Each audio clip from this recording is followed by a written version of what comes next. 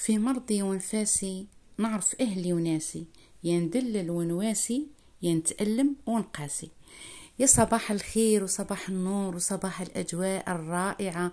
وش راكم حبيباتي؟ إن شاء الله يا رب يلقاكم هذا الفيديو في أحسن حال وفي صحة جيدة يا رب العالمين.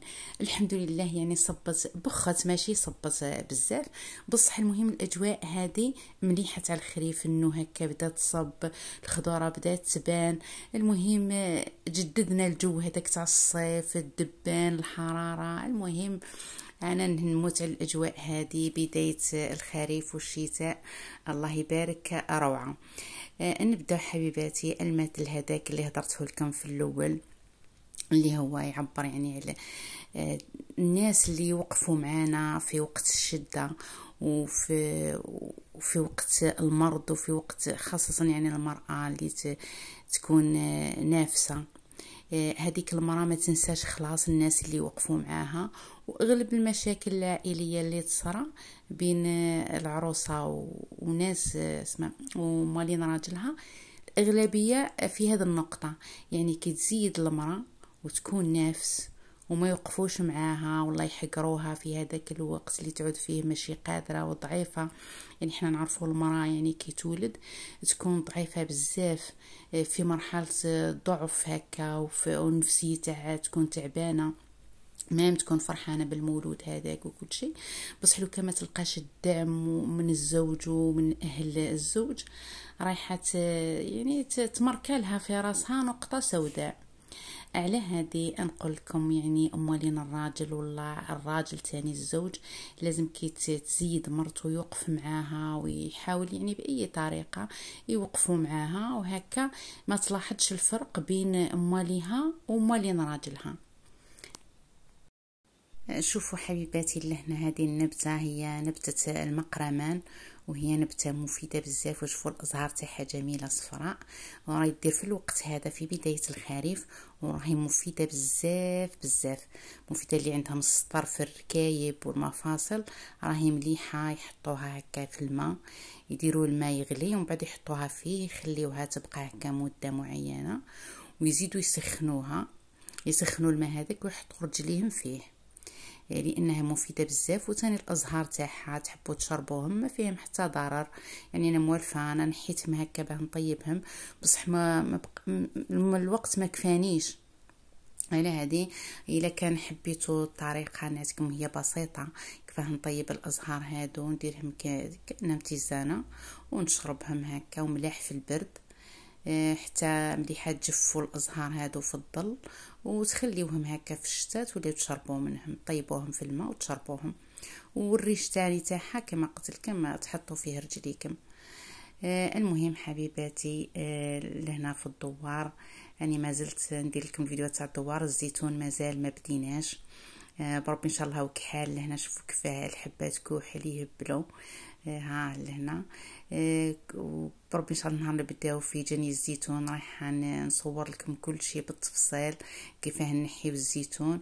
يعني هادو الزيتونات تاعي مازالوا ما كبروش، وشيه الزيتون وشويه في بلاصه خلاف، راهو شجر كبير.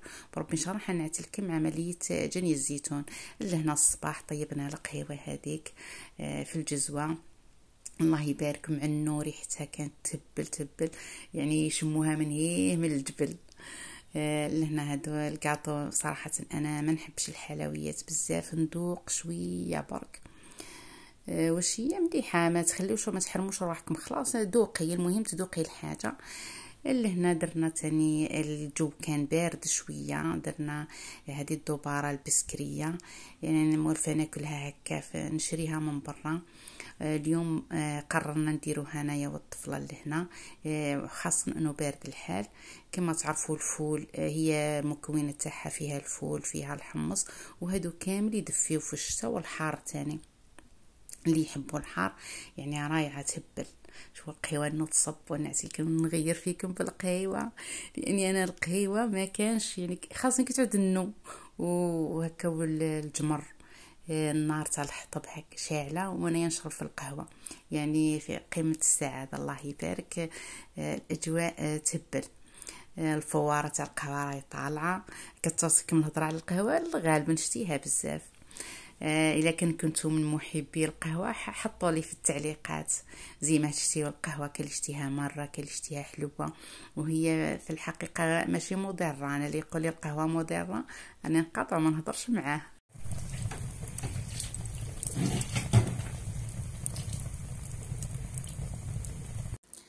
لهنا الدبارة حطينا الفول يطيب وحده والحمص وحده، على خاطرش الفول لازم كل حاجه وحدها، على خاطر الفول يطلق الكحوله هذيك لازم طيبيه وحده.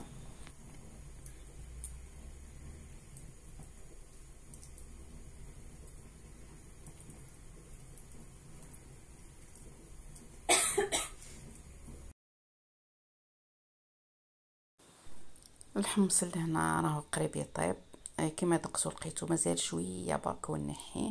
الفول كان طاب ولا زبده وبلا كوكوطه بلا والو، ها هكا برك في البرمه تاع الفخار. الكسره ثاني طلعت، نزيدو شويه برك ونطيبوها. اللي يحبوا العيش في الدوار نقول لكم بلي باه الوقت هذا راهو العيش في الدوار افضل.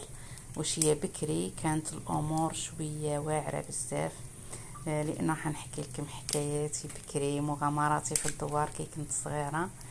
كنت رايحه نقرا وكانت النصبط، يعني كان لبسوا هذاك البوط تاع النيلون، وهو اللي ما تقدريش تلبسي حاجه هكا تاع جلد ولا تاع كما الصباغ تاع دق، ما تقدريش تلبسيه في الوقت هذاك، لانه يعني 3 ايام وراح يتقطع من النوم والطين. يعني الامور كانت شويه واعره بزاف، وكنا يعني البوط هذاك نلبسوه قداه نسنا وحتى يولي صغير. كي يولي صغير يولي ما تقدريش تدخليه ليه، يعني لازم نوضو بكري خلاص نسخن البوط هذاك في الجمر في النار تاع الحطب ولا المهم نسخنو ساعه حتى يطلق روحو، من بعد نلبسوه ونروحو.